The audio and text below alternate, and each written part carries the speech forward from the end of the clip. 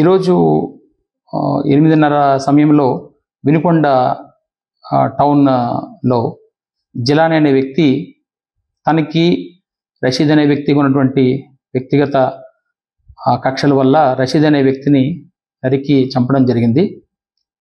ఇటువంటి చర్యలు ఏమైనా కూడా ఎక్కడైనా ఏదైనా రిపీట్ అయితే చట్టపరంగా చాలా కఠినమైనటువంటి చర్యలు తీసుకోవడం జరుగుతుంది.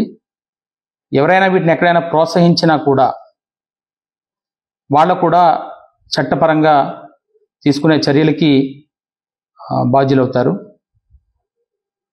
రేపు పట్టణంలో కూడా ప్రజలందరికీ కూడా ఈ విషయాన్ని తెలియజేస్తున్నాము. అందరూ సంయమనం పాటించాలి. ఎటువంటి నేర చరిత్ర ఇకపై కనబడినా కూడా ఉపేక్షించడం జరగదు. దీన్ని గమనించమని పోలీస్ నుంచి ఒక హెచ్చరిక అయితే ఖచ్చితంగా చేస్తున్నాము. దీన్ని ఖచ్చితంగా గమనించాల్సిన అవసరం కూడా అందరికీ ఉందని కూడా తెలియజేస్తున్నాం. 144 సెక్షన్ కూడా అది అమల్లోకి తీసుకుంటున్నాం. అక్కడ ఎవరు ఎటువంటి శాంతి భద్రతల విఘాతం కలిగించినా కూడా కఠినమైనటువంటి చర్యలు తీసుకుంటాం. ఈరోజు 8:30 సమయంలో వినుకొండ టౌన్లో జిలానీ అనే వ్యక్తి తనకి రషీద్ అనే వ్యక్తికి ఉన్నటువంటి వ్యక్తిగత కక్షల వల్ల రషీద్ అనే వ్యక్తిని నరికి చంపడం జరిగింది.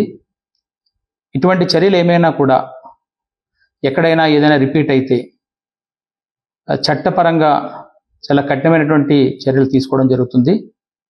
ఎవరైనా వీటిని ఎక్కడైనా ప్రోత్సహించినా కూడా వాళ్ళు కూడా చట్టపరంగా తీసుకునే చర్యలకి బాధ్యులవుతారు. రేపు పట్టణంలో కూడా ప్రజలందరికీ కూడా ఈ విషయాన్ని తెలియజేస్తున్నాము. అందరూ సంయమనం పాటించాలి. ఎటువంటి నేర చరిత్ర ఇకపై కనబడినా కూడా ఉపేక్షించడం జరగదు. దీన్ని గమనించమని పోలీస్ నుంచి ఒక హెచ్చరిక అయితే ఖచ్చితంగా చేస్తున్నాము.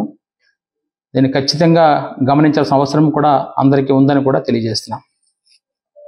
144 సెక్షన్ కూడా అది అమల్లోకి తీసుకుంటున్నాం. అక్కడ ఎవరు ఎటువంటి శాంతి భద్రతల విఘాతం కలిగించినా కూడా కఠినమైనటువంటి చర్యలు తీసుకుంటాం.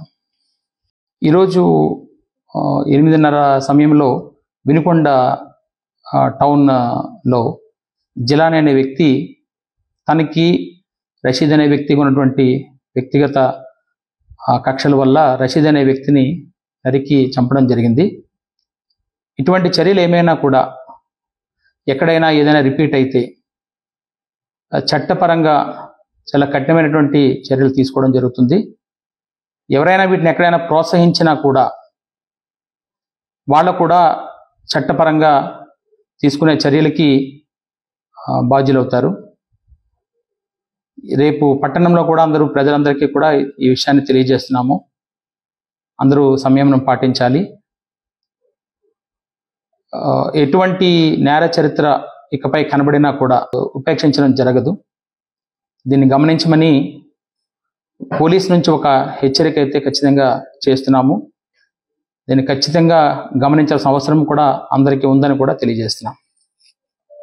144 సెక్షన్ కూడా అది అమల్లోకి తీసుకుంటున్నాం. అక్కడ ఎవరు ఎటువంటి శాంతి భద్రతల విఘాతం కలిగించినా కూడా కఠినమైనటువంటి చర్యలు తీసుకుంటాం.